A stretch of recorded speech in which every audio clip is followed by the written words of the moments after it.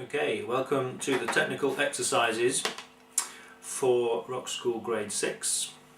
I think it's fair to say that this kind of thing isn't everybody's most favourite aspect of playing the guitar.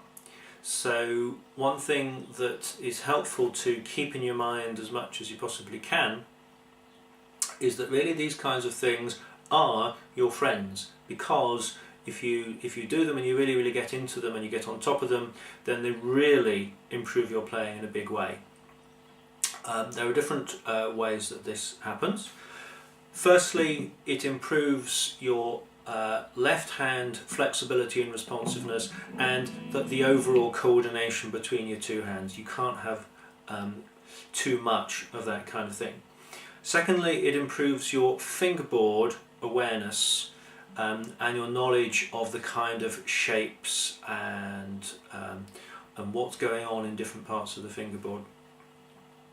And thirdly, and in some ways the most important thing, it improves your ear. Lots of people think they've got really good ears because they've listened to lots of stuff, but very few people can really listen and hear in detail what's going on. And the more scales and arpeggios and these different kinds of things that you play, the more in the end you'll find that you actually can discriminate between what's going on, and then that feeds into your own creativity, whether you're composing or whether you're improvising solos or whatever it is.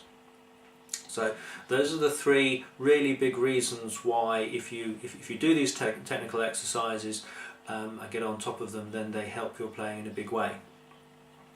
Next, as far as the left hand's concerned, there's a couple of really important things to take on board.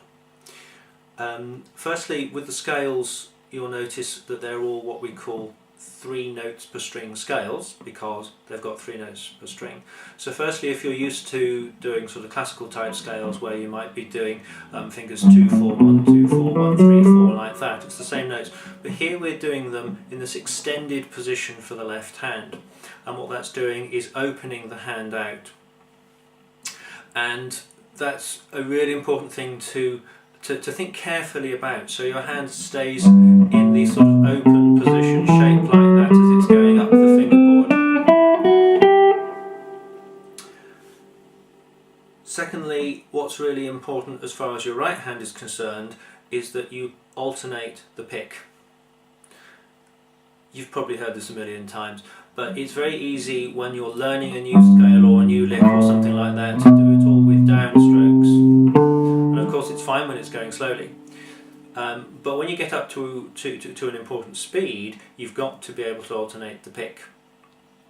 And so what I suggest you do is, once you've actually learned the left hand pattern, and one thing you can do is just learn the left hand pattern just by doing left hand notes like that, make sure that you build the alternating in from the beginning, even when you're going at a really slow speed. Another important thing to remember, if you look in the second paragraph on page 20, it tells you that the modes will be played in 2 consecutive scales. So you don't just do the one of them and stop, you do them in groups of 2.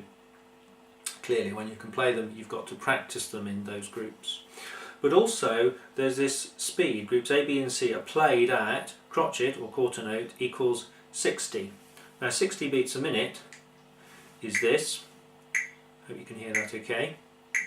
However, the notes in the scales are written in semiquavers, or 16th notes. So what I'm going to be doing when I demonstrate the scales is I'm going to demonstrate them at half speed and then again up to speed. Make sure before you try and kind of keep up with this that you actually know the pattern.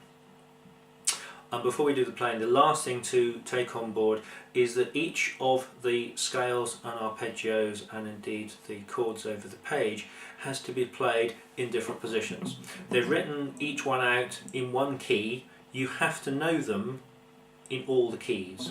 And you need to know not just the name of the scale so you can respond to the examiner asking you to play whatever it is, but you need to know the name of the note that you're going to play on. So the first one is the Ionian mode, otherwise known as the major scale, starting on G. You also, G, that's your 3rd fret where it's written. You also have to know it starting on the 4th fret, which will be called A flat. It might be called G sharp, but A flat for the major key is the convention. You also have to know it starting on the 5th fret for the key of A, and the 6th fret for the key of B flat, again, or A sharp, but B flat is the convention for the major key. And lastly, on the 7th fret for the key of B. So each of these scales, even though they only give you the one of them, make sure that you play them as much, if not more often, on all these different keys as well. Because in the end, while you can have the book in the exam with you, it's really hard reading one bunch of numbers but then playing another. So essentially you have to memorise each scale. Another quick word about your alternate picking. It's up to you whether you rest a finger or rest your palm on the wood. Do whatever you're used to and what you're sure works nicely when you're playing. The main thing though to remember with your alternate picking is that a pick is not a strum. You see a lot of people doing a kind of big spade swinging movement like that, which is far too big a movement to be accurate up to speed.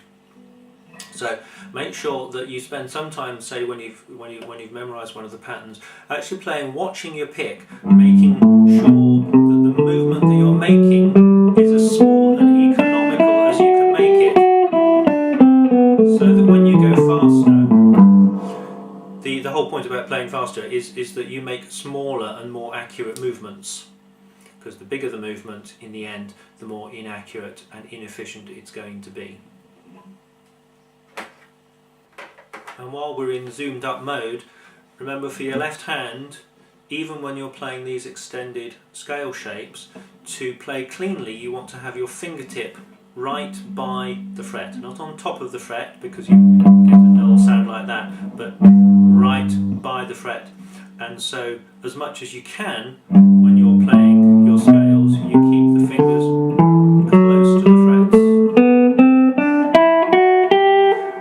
Going from the extended position like this one where you're missing out a fret to the more natural position like that where it's just finger to a fret, make sure you relax the hand at that point. Don't do anything particularly exaggerated when you come down to the end of your scale like that. Just play it nice and cleanly. Use a clean tone overall pretty well for all of these things. It's just much easier to play it cleanly and with no fancy kind of stuff, and with a neck pickup to keep it nice and warm and jazzy is the safest bet really. Okay, let's play some scales.